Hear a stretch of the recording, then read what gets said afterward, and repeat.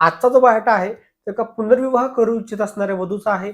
मुलीचा कायदेशीर घटस्फोट झालेला आहे. मुलीला लग्नापासून कोणतंही अपत्य नाहीये. अगदी लग्नानंतर थोड्याच दिवसामध्ये मुलगी सेपरेट झालेली आहे. त्यामुळे विनंती आहे, कृपया व्हिडिओ पूर्ण ऐका, ज्यांच्या अपेक्षा पूर्ण ऐका आणि तुम्ही स्वतः किंवा तुमच्या ओळखीचा कोणताही व्यक्ती जर काही अपेक्षित बघत असेल तर आठवणीने त्यांना हा व्हिडिओ शेअर करा आणि त्यांचं लग्न जुळण्यासाठी सहकार्य करा.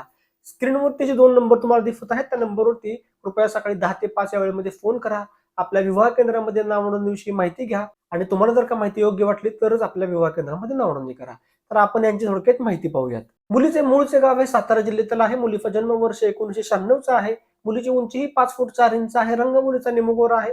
मुलीचं शिक्षण हे सायन्स ग्रॅज्युएशन झालेलं आहे आणि मुलगी सध्या मुंबईमध्ये एका चांगल्या ठिकाणी जॉब करत आहे. प्रति महिना मुलीला ₹50,000 एवढा पगार आहे. यांच्या अपेक्षा आहे की मुलाचं मूळचं गाव हे सातारा जिल्ह्यातील किंवा कोकण भागातील मुलाचं मूळचं गाव असावं. मुलाचं शिक्षण हे कोणत्याही क्षेत्रातून चांगलं शिक्षण झालेलं असावं. एक वेल एज्युकेटेड मुलगा असावा. मुलगा मात्र मुंबईमध्ये सेटल असावा. मुलांना कमीत कमी प्रति महिना 50,000 किंवा त्याहून अधिक पगार असावा. मुलाचा घटस्फोट झालेला असेल तरीही चालेल, फक्त त्या मुलाला लग्नापासून कोणतेही अपत्य नसावं. मुलगा हा स्वभावाने चांगला असावा, मनमिळावा असावा अशी त्यांची अपेक्षा आहे. त्यामुळे नक्कीच कोणीही जर काही अपेक्षित बघत असेल तर आठवणीने आपल्या विवाह केंद्राशी 10 ते 5 वेळेमध्ये नक्की संपर्क करा. आणि अजून एक गोष्ट तुम्हाला सांगायची आहे की आपल्या वधूवर केंद्रामध्ये नाव नोंदणी केल्यानंतर तुम्हाला वेबसाईटच्या माध्यमातून स्थळे पाहायला मिळतात, व्हॉट्सअपच्या माध्यमातून स्थळे पाहायला मिळतात.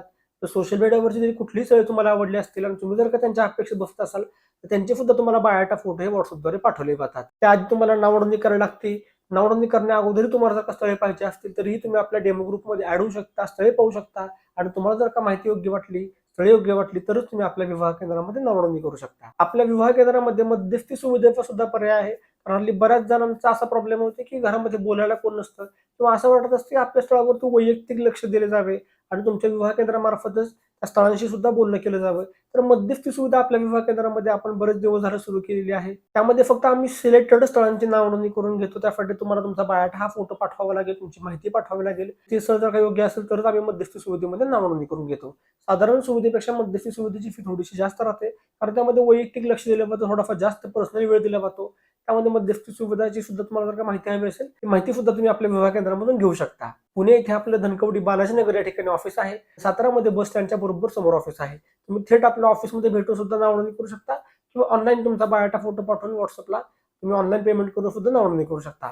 सर्वात महत्त्वाची गोष्ट म्हणजे बऱ्याच जणांचा असा समज होतो की यांचं ऑफिस पुणे आणि सातारामध्येच आहे तर यांच्याकडे या दोन्ही जिल्ह्यातली स्थळं असणार, तर असं अजिबात नाहीये. आपल्याकडं मराठा समाजातली संपूर्ण महाराष्ट्रातली स्थळं असतात. पण आता सर्व ऑनलाईन झाल्यामुळे संपूर्ण महाराष्ट्रातली स्थळे आपल्या विवाह केंद्रामधून तुम्हाला पाहायला मिळतात. त्यामुळे नक्कीच मराठा समाजासाठी एक विश्वसनीय आणि रजिस्टर वधू केंद्र शोधत असाल तर आजच आपल्या विवाह केंद्राला संपर्क करा. तर पुन्हा भेटूयात एका नवीन व्हिडिओमध्ये. तोपर्यंत रजा घेतो. धन्यवाद. जय शिवराय.